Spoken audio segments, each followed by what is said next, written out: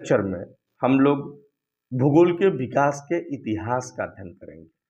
मतलब ये देखेंगे कि भूगोल का जो विकास हुआ वो ऐतिहासिक दृष्टिकोण से किस प्रकार से हुआ और उसमें भी ये शुरुआत में आज का जो टॉपिक पहला है उसमें हम लोग ये देखेंगे कि भूगोल के विकास में जो प्राचीन यूनानी भूगोलवेत्ता थे, विद्वान थे, उन लोगों का क्या योगदान था, ठीक है? हाँ, लेकिन भूगोल के विकास में यूनानी लोगों का क्या योगदान था, ग्रीक लोगों का क्या योगदान था, इसको समझने से पहले सबसे पहले हम इस बात को समझ लें कि उस समय प्राचीन काल में दुनिया में जो-जो सभ्यताएँ थीं, चाहे वो यूनान की सभ्यता हो, रोम की सभ्यता हो, मिस्र की सभ्यता हो, इसके अलावा मेसोपोटामिया, सुमेरिया, बेबीलोनिया की सभ्यता हो, अलग-अलग सभ्यताओं में भूगोल का जो विकास हुआ, ये वहाँ के भौगोलिक पर्यावरण पर निर्भर करता था। इसका मतलब है कि जिन सभ्यताओं में जिस प्रकार का भौगोलिक पर्यावरण था, उसी संबंधित भौगोलिक ज्ञान का विकास भी हुआ था। जैसे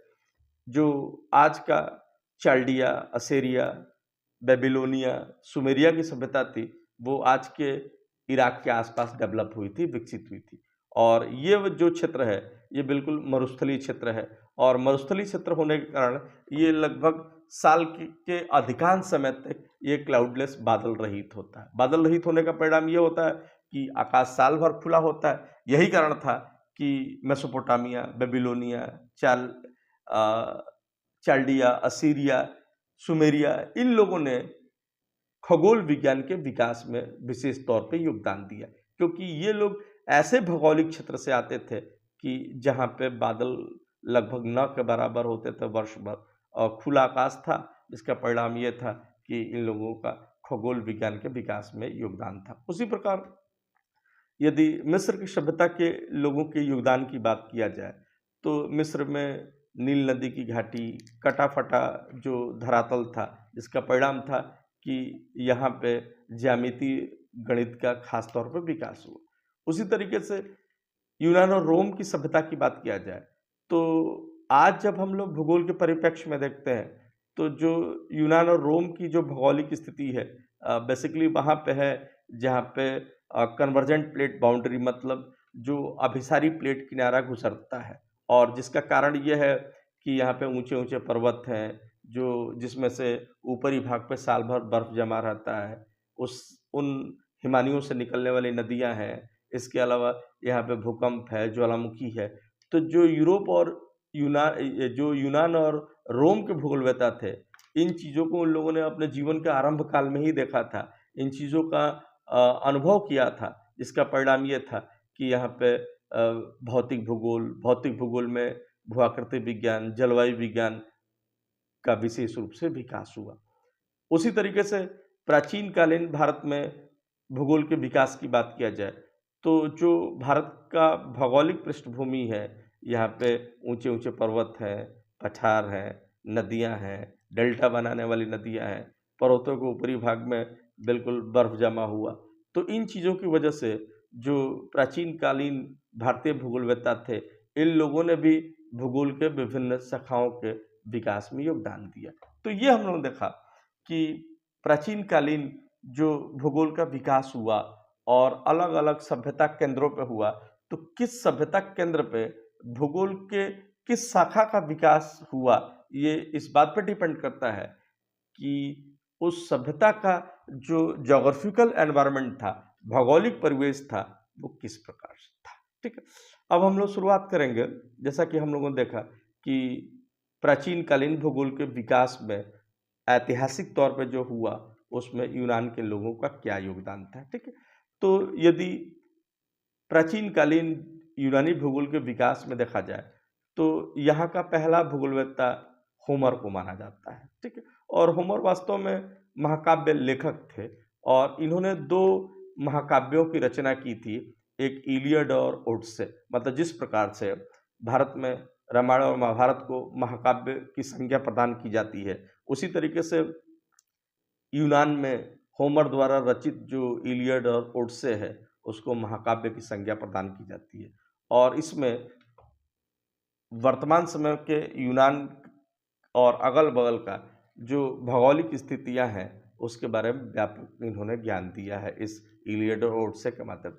हाँ, ये दूसरी चीज़ है कि इलियड और ओडिसी में कई ऐसी बातें हैं जो वर्तमान समय में जो वर्तमान वैज्ञानिक जगत है, उसमें त्रुटिपूर्ण हो गए हैं। हाँ, लेकिन फिर भी उन चीज़ों का महत्व था, क्योंकि भूगोल के विकास में उन चीज़ों ने भी योगदान दिया था। जैसे उन्होंने बताया था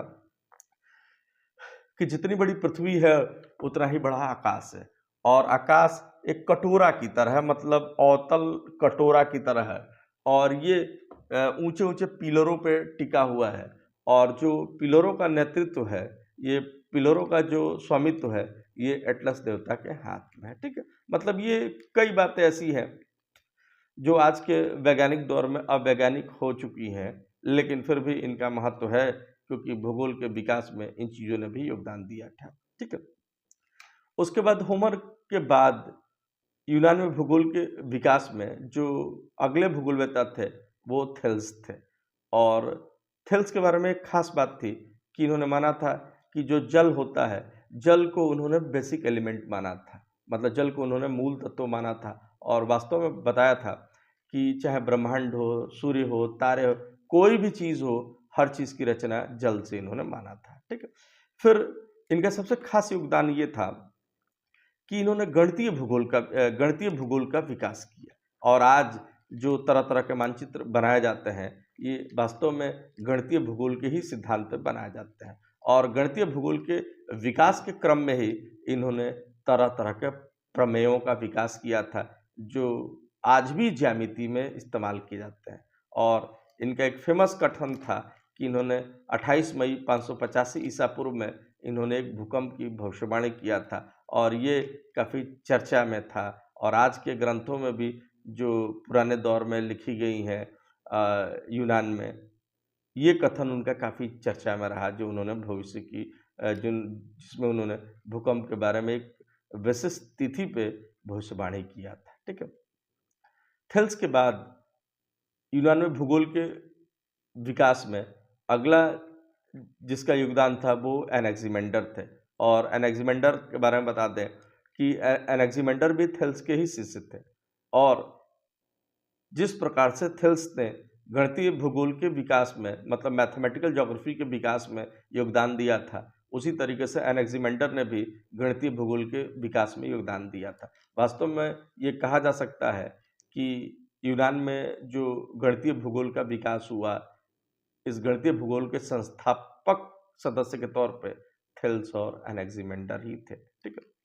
इसके अलावा यूनान में जो भूगोल का विकास हुआ, उसमें कुछ खास चीज़ें हैं कि जिसका प्रतिपादन एनेक्सिमेंडर ने किया था, और इसमें सबसे विशेष बात है भूगोल के इतिहास में कि पहली बार स्केल के आधार पे, विशुद्ध मापक के आधार पे मानचित्र बनाने का प्रयास पहली बार एनेक्सिमेंडर ने ही किया था। हाँ, इस संदर्भ में ये उल्लेखनीय है कि एनेक्सिमेंडर से भी पहले सुमेरियन सभ्यता के लोगों ने भी मानचित्र बनाया था।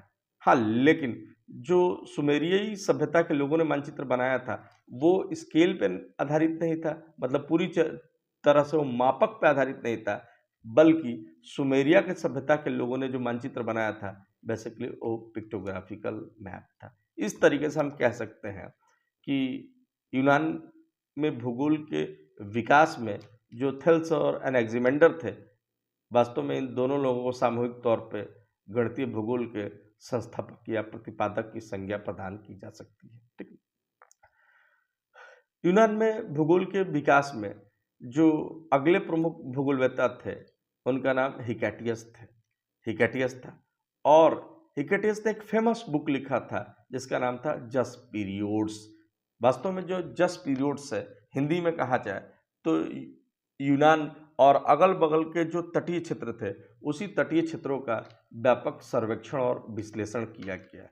वैसे तो उन्होंने इसमें कहीं भी भूगोल शब्द का प्रयोग नहीं किया है, लेकिन माना जाता है कि पहली बार भूगोल का सिस्टमेटिक कहीं ज्ञान प्राप्त होता है तो इसी जस्ट पीरियोड से ही प्राप्त होता है, और जस्ट पीरियोड्स के लेखन के आधार पर ही हिकैटियस को भूगोल के पिता की संज्ञा प्रदान की जाती है। तो ध्यान रखिएगा, ऐसा नहीं था कि उन्होंने जस्ट पीरियड्स लिखा था तो ये कह के लिखा था कि ये ज्योग्राफी लिखा जाए, क्योंकि ज्योग्राफी शब्द तो और बाद में आया जब काफ़ी बाद में यूनान के भूगोलवेत्ता आगे देखेंगे कि इरेटोस्थनीज ने ज्योग्राफी शब्द दिया था। तो भले ज्योग्राफी शब्द इन्होंने नहीं दिया था, लेकिन ज्योग्राफिकल ज्ञान पहली बार बिल्कुल औपचारिक तरीके से, सिस्टमैटिक तरीके से किसी ने दिया था, तो वो हिकेटियस थे और इन्होंने अपनी फेमस पुस्तक जस्ट पीरियड्स में दिया था और इसी के आधार पे उन्हें भूगोल के पिता की संज्ञा प्रदान की जाती है। और इसके अलावा इन्होंने यूनान, रोम और अगल-बगल के लोगों का भी व्यापक उल्लेख किया था। इसके अलावा वहाँ के जनजातियों का, मिट्टी का, जलवायु का, स्थलाकृति का, इन चीज़ों का भी उन्होंने जस्ट पीरियड्स में व्यापक तौर पर उल्लेख किया था। इसके बाद जो हिकेटियस है, हिकेटियस के बाद यूनान में भूगोल के विकास में क्रोनोलॉजिकल ऑर्डर में जो कालक्रम है, कालक्रम में अगला जो नंबर आता है वो हेरोडोटस का है, ठीक है। और हम बता दें कि हेरोडोटस को द फादर ऑफ हिस्ट्री, इतिहास के पिता के नाम से जाना जाता है। हाँ, ये दूसरी चीज़ है कि इतिहास के पिता के नाम से जाना जाता है, लेकिन उन्होंने भूगोल में भी कई ऐसे बातें प्रतिपादित किया जो वास्तव में पहली बार ही प्रतिपादित किया था। और एक चीज़ और भी है कि पुराने समय में जो विषय होते थे, सब्जेक्ट होते थे, उनका स्पेशलाइजेशन तो होता नहीं था। एक ही विद्वान होता था जो विभिन्न विषयों का भी जानकार होता था। यही बातें हेरोडोटस पे भी लागू होती है। मतलब ये इतिहास के पिता तो थे, लेकिन उन्होंने भूगोल में भी कई बातों का प्रतिपादन किया जो वास्तव में उनका मौलिक कार्य था और वास्तव में उन्होंने पहली बार ही दिया था, ठीक है। पहला इनका योगदान ये था कि उन्होंने एक फेमस कथन दिया था चीज़ों को समझने के लिए और इसके माध्यम से उन्होंने भूगोल और इतिहास में एक संबंध भी स्थापित किया था। उन्होंने बताया था कि प्रत्येक भौगोलिक घटना को ऐतिहासिक परिप्रेक्ष्य में समझना चाहिए और प्रत्येक ऐतिहासिक घटना को भौगोलिक परिप्रेक्ष्य में समझना चाहिए, क्योंकि जब तक ऐसा नहीं किया जाएगा तब तक न तो इतिहास समझ में आएगा और न भूगोल समझ में आएगा, ठीक है। बता दें कि हेरोडोटस का कई योगदान था, कई चीज़ों के प्रतिपादक थे। बता दें कि इनका पहला योगदान था कि भूगोल में पहली बार डेल्टा शब्द का प्रयोग इन्होंने ही किया था और जो डेल्टा है, शब्द है, ये वास्तव में ग्रीक भाषा मतलब यूनानी भाषा से ही लिया गया है। और जैसा कि हम जानते हैं कि जो नदियाँ जब सागरों में मिलती हैं, मतलब अपने मुहाने पे जाती हैं, तो अंतिम तौर पर उनके साथ जो भी मलबा वगैरह होती है, अपने मुहाने पे जमा कर देती है और जमा करने से जो भी स्थलाकृति बनती है, उसी को डेल्टा कहते हैं। तो पहली बार भूगोल के इतिहास में डेल्टा शब्द का उल्लेख हेरोडोटस ने ही किया था और पहली बार जो डेल्टा शब्द का उन्होंने प्रयोग किया था, तो ये वास्तव में नील नदी के संदर्भ में किया था और उन्होंने बाकायदा केवल उसका डेल्टा नामकरण ही नहीं किया, बल्कि बाकायदा उसके निर्माण की प्रक्रिया के बारे में भी बताया और उन्होंने बताया कि नील नदी जो एक लंबी दूरी तय करती है और अंततः अपने साथ लाए गए मलबे को भूमध्य सागर में प्रवेश करने के पहले वहाँ पे जमा करती है और उसी के जमा करने से जो स्थलाकृति बनी है उसी को डेल्टा कहते हैं। और डेल्टा उन्होंने नामकरण इसलिए किया कि बेसिकली ये त्रिभुजाकार या डेल्टा की तरह होता है, ठीक है। उसी तरीके से भूगोल में पहली बार देशांतर खींचने का प्रयास पहली बार हेरोडोटस ने ही किया था। हाँ, उसी के बाद भूगोल में जो मानचित्र कला है उसमें देशांतरों का इस्तेमाल होने लगा, लेकिन पहली बार मानचित्र पर देशांतर खींचने का कार्य हेरोडोटस ने ही किया था, ठीक है। इसके अलावा ये वो दौर था, आगे हम लोग पढ़ेंगे भी, कि जो उत्तरी अमेरिका है, दक्षिणी अमेरिका है, ऑस्ट्रेलिया है, अंटार्कटिका है, मतलब 7 महाद्वीपों में 4 महाद्वीपों की खोज तो काफ़ी आगे हुई 15वीं और 16वीं शताब्दी में। पहले केवल 3 ही महाद्वीप थे। आज का 3 ही महाद्वीपों के बारे में लोगों को जानकारी थी। आज का एशिया, अफ्रीका और यूरोप। तो पहली बार महाद्वीपों को 3 महाद्वीपों में विश्व को बाँटने का किसी ने कार्य किया था, तो हेरोडोटस ने। इस चीज़ को ध्यान में रखिएगा कि पहली बार इस पृथ्वी पर 3 महाद्वीपों में बाँटने का कार्य हेरोडोटस ने किया था और उन्होंने बताया था कि ये 3 महाद्वीप एशिया, यूरोप और लीबिया है। और ये जानते रहिएगा कि लीबिया शब्द काफ़ी लंबे समय तक अफ्रीका महाद्वीप के लिए इस्तेमाल किया जाता है। हाँ, ये दूसरी चीज़ है कि उन्होंने महाद्वीपों को 3 भागों में बाँटा था, लेकिन उन्होंने इसमें कई अवैज्ञानिक बातें भी कही थी। जैसा कि हमें पता है कि इन 3 महाद्वीपों में एशिया सबसे बड़ा है, अफ्रीका दूसरे स्थान पे है और यूरोप तो काफ़ी छोटा महाद्वीप है। मतलब सबसे छोटा महाद्वीप ऑस्ट्रेलिया है और ऑस्ट्रेलिया को हटा दिया जाए तो उसके बाद छोटा यूरोप है। लेकिन हेरोडोटस ने जब विश्व को 3 महाद्वीपों में बाँटा है, तो उसमें उन्होंने ये गलती किया है कि उन्होंने मान लिया है कि यूरोप का जो आकार है, ये लीबिया और एशिया के बराबर है, जो आज के परिप्रेक्ष्य में बिल्कुल अतार्किक, अवैज्ञानिक हो जाता है। हाँ, लेकिन फिर भी कई ऐसी बातें हैं कि जिनका प्रतिपादन भूगोल के इतिहास में हेरोडोटस ने ही किया था।